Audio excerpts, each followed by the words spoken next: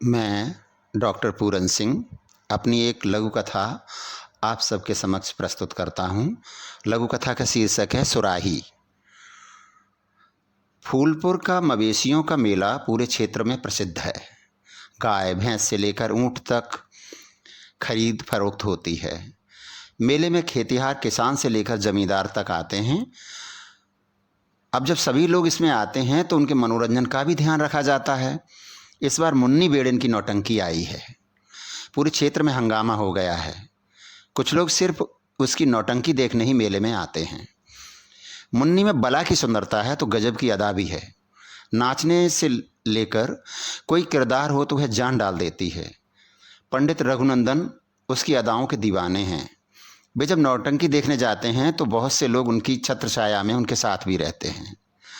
बड़े धर्मी कर्मी हैं पंडित जी। पूजा पाठ में पूरी आस्था है तो विश्वास भी है, लेकिन मनोरंजन तो मनोरंजन ठहरा, उसका पूजा पाठ से क्या संबंध। एक दिन तो गजब ही हो गया जब मुन्नी ने कूल्हे मटका मटका कर और छाती उघाड़ उघाड़ कर नाच दिखाया तो पंडित जी मानो पागल हो गए हों। बस फिर क्या था, बुला लिया था मुन्नी के कंपनी मैनेजर को पंडित जी ने।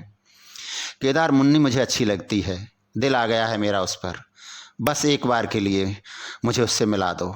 पंडित जी ने अपना हुक्म सुना दिया था। पहले तो कंपनी के मैनेजर ने नानुकुर की, लेकिन जब पंडित जी ने धमकाया तो मैनेजर का पजामा गीला हो गया।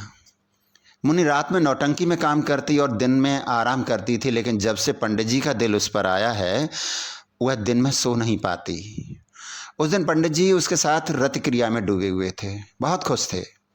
वे कभी मुन्नी के तलवे चाटते तो कभी नाभि से होते हुए होठों तक पहुंच जाते। सच बताएं तो पंडित जी सब कुछ उखड़ता उखड़ता नहीं था, चाटा चूटी तक ही रह पाते थे। बड़ी देर तक चाटने चूटने के बाद जब पंडित जी थक गए और उन्हें प्यास लगी तो उनके पास ही उनकी पानी की सुराही रखी थी, जिसे वह कहीं भी जाते अपने साथ ले जाते थे। पानी, इतना ही कह पाए थे पंडित जी। मुन्नी उठी और अपने लिए रखे पानी के घड़े से पंडित जी के लिए पानी देने लगी। नहीं मुन्नी नहीं, इतना नहीं, हम ब्राह्मण हैं, वर्ण श्रेष्ठ, हम तुम्हारे हाथ से तुम्हारा पानी कैसे पी सकते हैं। हम पानी तो अपनी सुराही से ही पिएंगे। और पंडित जी ने स्वयं उठकर अपनी पीतल की सुराही से पानी पी